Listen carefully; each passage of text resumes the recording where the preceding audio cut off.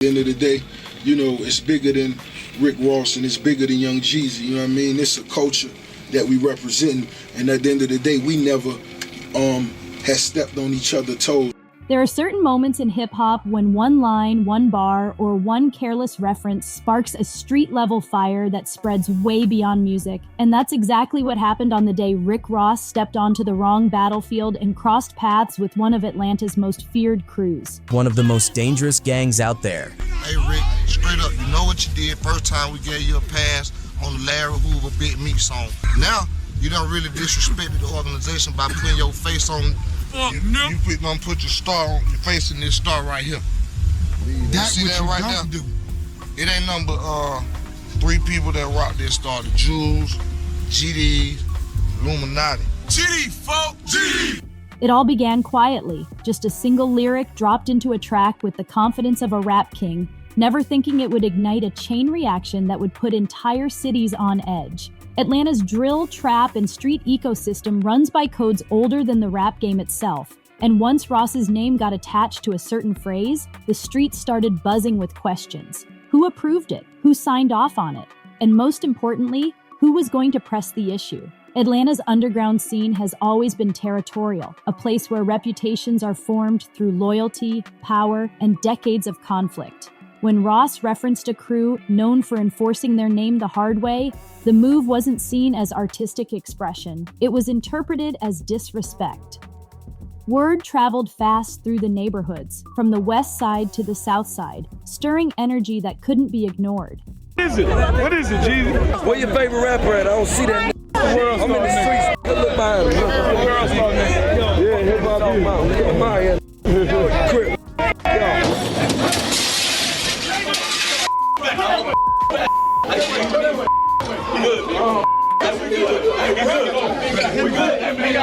Rap fans saw it as a typical line in a typical rap battle, but the people behind the name saw it as a direct challenge. Their reputation wasn't built on Instagram or flashy cars. It was built on incidents, losses, alliances, and a presence that demanded respect. This tension hit a boiling point when Atlanta artists started reacting indirectly, posting cryptic messages and warning signs. A storm was forming, and nobody expected Ross to be at the center of it. Meanwhile, the city was already dealing with rivalries, from trap artists carrying decades of neighborhood history to major figures who shaped entire movements. Among them was Young Jeezy, someone whose name carried heavyweight influence in the streets and in studios.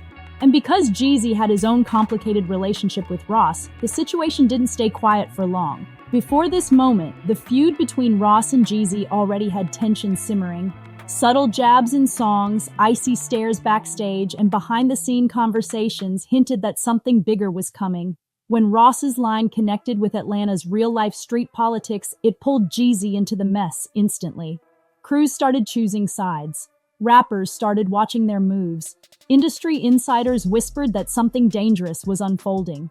It was no longer a rap disagreement. It turned into a multi-layered conflict with street affiliates, rap legends, and regional pride all clashing at the same time. This was the day Ross realized the South doesn't play with legacy, doesn't ignore street codes, and doesn't forget violations. One lyric opened the door to a full confrontation with individuals whose names don't get spoken casually.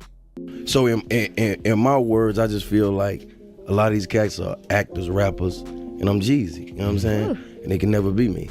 Ross didn't just spark a feud, he walked into a storm he didn't prepare for. And from this point forward, the situation only grew more explosive. To fully understand why Ross found himself in this mess, the history between him and Young Jeezy has to be examined deeply. These two ran the era when trap music became a global language, each building empires that blurred the line between authenticity and entertainment.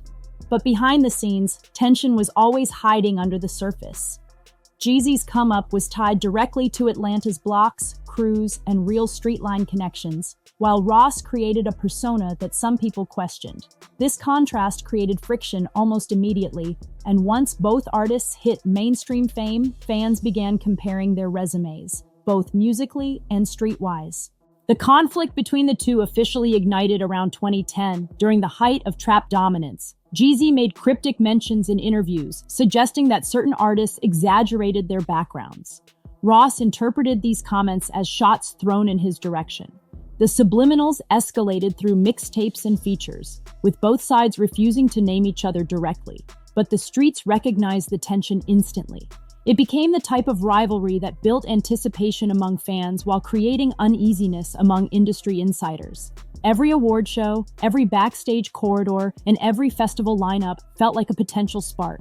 The feud exploded publicly in 2012 during the BET Hip Hop Awards, when their entourages got into a physical altercation backstage. Security was overwhelmed, equipment was damaged, and the incident made national headlines. Both camps downplayed the event, but everyone knew it represented years of buried hostility. After that night, nothing between Ross and Jeezy was the same. Jeezy. What is it? What is it, Jeezy? Where your favorite rapper at? I don't see that. I'm in the streets. Look behind me. Yeah, hip hop. And this moment set the stage for everything that followed, including the Atlanta crew that took issue with Ross's lyric. These weren't isolated incidents. Atlanta's underworld already saw the Ross versus Jeezy situation as symbolic of something deeper. Jeezy's connections in the city gave him an advantage. His allies weren't just fans. They were individuals with influence and long memories. So the moment Ross referenced the wrong crew in his music, Atlanta wasn't about to let it slide. The move was interpreted as a challenge, maybe even bait, and because of the existing friction with Jeezy, the crew felt Ross was intentionally stirring the pot. Social media began amplifying the situation. Memes, rumors, edited videos, every platform contributed to the tension. Even fans unfamiliar with the street politics sensed that something dangerous was unfolding. And that's when messages reportedly started circulating behind the scenes. Phone calls were made, OGs stepped into conversations. Industry executives quietly wondered if Ross's touring schedule needed adjustments. It wasn't panic, it was precaution, because Atlanta has a long history of confronting disrespect directly. The city has witnessed decades of conflict between crews, rappers, and neighborhoods. When outsiders unintentionally step into battle, the consequences are severe. Ross didn't realize that one lyric had turned into an invitation for confrontation. And as pressure built, Jeezy's name became intertwined with the narrative once again, whether he wanted it or not. Things were about to escalate sharply. The specific line that caused the explosion wasn't meant to be malicious, at least not from a surface-level analysis. Ross thought he was dropping a gritty reference, the type of bold lyric that rappers use to show dominance. But Atlanta took the opposite message.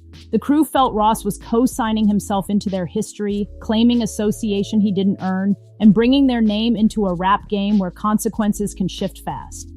These weren't people who tolerated casual mistreatment of their legacy. Their conflicts were real, their losses were real, and their reputation was carved through violence, loyalty, and years of standing tall against rivals. But I assure you, I can't speak for everybody, Right.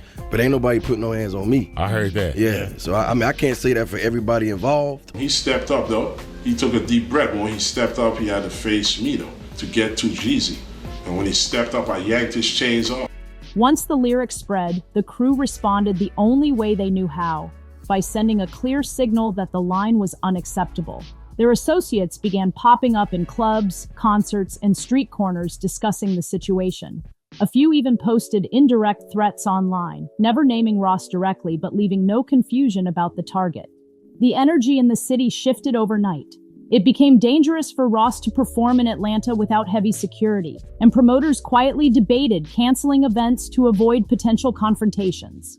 Meanwhile, Jeezy's camp stayed silent publicly, but their silence made fans even more suspicious. Was Jeezy involved? Did he co-sign the response? Or was he simply watching, waiting, calculating the next move? Sources within the industry claimed Jeezy wasn't pushing the tension, but he also wasn't stepping in to diffuse it. From his perspective, Ross had brought this situation on himself. And because the crew reacting to Ross had ties to neighborhoods Jeezy respected, the tension naturally pulled Jeezy back into the spotlight. Bloggers, commentators, and street reporters all started digging. Interviews resurfaced, old footage circulated, and comparisons between Ross's persona and Jeezy's authenticity took center stage again. Ross's image as a boss was questioned, and the streets weren't willing to give him a pass this time. The narrative shifted from a simple diss to a conversation about identity, credibility, and homage. Atlanta felt Ross was borrowing culture without understanding its depth. Ross, meanwhile, didn't fully grasp the danger at first. His camp issued statements dismissing the controversy as overblown. But when his interviews were met with cold responses from Atlanta radio personalities, he realized the atmosphere had shifted. Atlanta wasn't laughing, they weren't impressed, and they weren't interested in industry explanations. They wanted accountability. The crew at the center of the conflict wasn't known for forgiving. They had a reputation for responding physically, not verbally. So as the tension grew louder, Ross found himself forced into uncomfortable territory, choosing between escalating the feud or backing down quietly.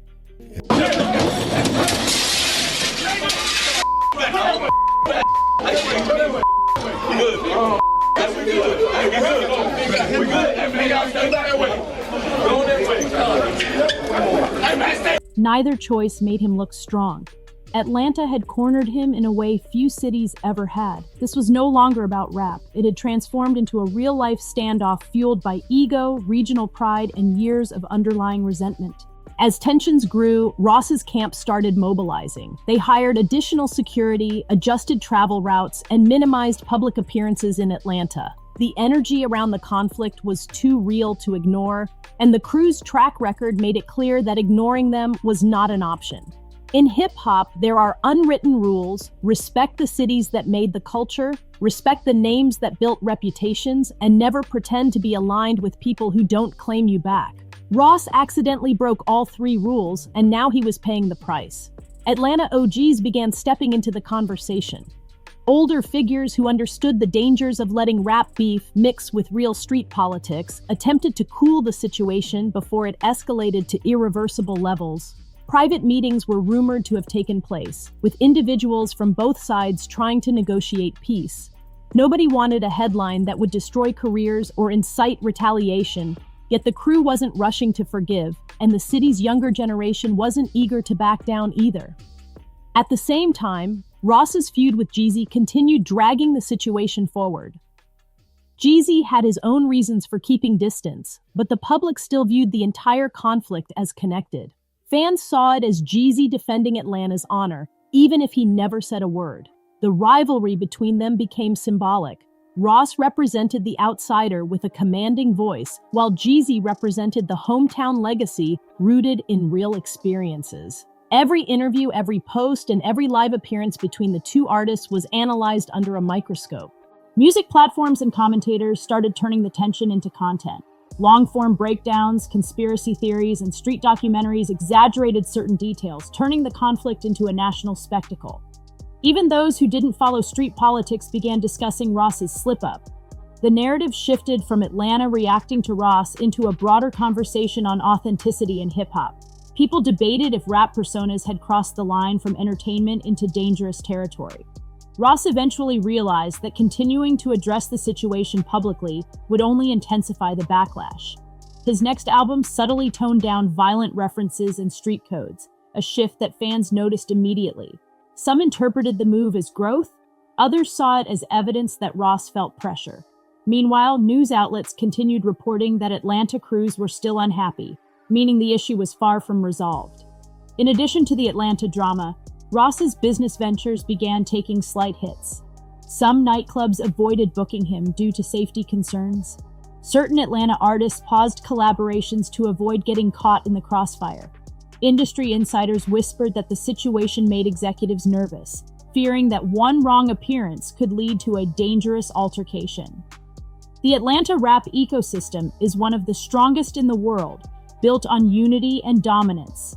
When someone outside the culture disrespects major figures or local legends, the city responds collectively. And Ross had walked straight into the line of fire without knowing how deep the roots ran. As the months passed, tensions started fading publicly, but behind closed doors, the story was far from over. Atlanta crews who initially reacted to Ross's lyrics still felt that he owed them respect. Some insiders claimed there were sit-downs facilitated by longtime Southern mediators who negotiated a truce between Ross and several influential Atlanta figures. These conversations were never confirmed, but the shift in energy suggested something changed. Ross became more cautious with how he referenced street organizations in future songs, avoiding unnecessary entanglements. Meanwhile, Jeezy began reasserting his dominance in the trap conversation. As Ross's credibility took hits, Jeezy benefited indirectly. The streets admired how he didn't need to respond loudly or aggressively. The city spoke for him. The tension between both rappers remained, but with Ross more focused on rebuilding bridges, their feud lost momentum. Still, fans never forgot the BT altercation, and documentaries continue breaking down the feud to this day. The real turning point came when Atlanta's younger generation began shifting focus toward new beefs, new rivalries, and rising artists. The intensity surrounding Ross diminished naturally as time moved forward. Yet the conflict remains one of the most important moments in his career, not because of the danger, but because it forced Ross to confront the limits of his persona. He learned quickly that certain cities don't tolerate borrowed credibility, especially when tied to active crews with real history. This event also sparked broader conversations about authenticity in hip-hop. Cultural critics and street historians discussed how rap artists walk a fine line between expressing gritty realities and exploiting street culture for profit. Ross's situation became the case study for what happens when that line is crossed without proper respect. Even artists outside Atlanta started reconsidering how they referenced gangs, crews, and neighborhoods in their music. To Ross's credit, he managed to navigate the situation without permanent damage. His career continued, his business ventures expanded, and many fans moved on. But the lesson remained: street affiliations are not props, and borrowing reputation can lead to real consequences. The Atlanta crew involved in the conflict didn't need to release statements or escalate violence. Their presence alone was enough to remind Ross and the entire rap game how serious these matters can become. As time went on, Ross and Jeezy's camps gradually eased tension. Mutual acquaintances pushed for peace, both artists matured, and the industry changed. Atlanta's rise as a global music capital helped remind everyone of what truly mattered, keeping the culture strong without unnecessary casualties. But hip-hop never forgets. And the day Ross mentioned the wrong name in the wrong city will forever remain part of rap folklore, a reminder that respect is earned, not claimed. Looking back, the entire incident surrounding Ross serves as a blueprint for how quickly the rap world can shift from entertainment to real-world danger. Hip-hop has always walked hand in hand with the streets, but this situation proved that not every artist understands the depth of the codes they reference. One lyric placed Ross at the crossroads of Atlanta's street politics and long-standing regional pride, forcing him to navigate a situation far more complex than any musical rivalry. The city wasn't reacting to clout or attention, it was defending a legacy built through struggle, conflict, and loyalty. Years later, this moment is still analyzed because it shows how powerful words can be when spoken in the wrong context. Atlanta's crews don't operate like typical fan bases. They represent decades of history that extends far beyond rap. Jeezy's connection to the city magnified the tension even further, adding layers of rivalry, storytelling, and authenticity debates. Ross wasn't just dealing with a misinterpreted lyric, he was facing the weight of Atlanta's identity, which has shaped the sound of modern hip-hop. The rap game uses terms like boss, king, and don loosely, but in the South, respect is the real currency. When Ross stumbled into a conflict with a well-known Atlanta organization, he challenged a hierarchy he didn't fully understand. That's why this moment is remembered not as a minor dispute, but as a major collision between persona and reality. Ross ultimately survived the situation through calculated moves, avoiding unnecessary appearances, choosing safer language, and relying on mediators to calm tensions. But even with the truce, the lesson continued echoing through the industry. Artists began reconsidering how they reference street crews, understanding that entertainment isn't worth triggering real-world violence. Record labels also learned that proximity to real conflicts can derail tours, branding deals, and entire careers. Interestingly, this event also reshaped how fans viewed authenticity.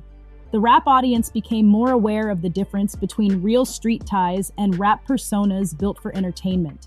Many started praising artists who kept their lyrics grounded in reality while side-eyeing those who embellished their storylines. Ross wasn't canceled by any means, but he became a case study used by journalists, academics, and fans to show how mythology can backfire.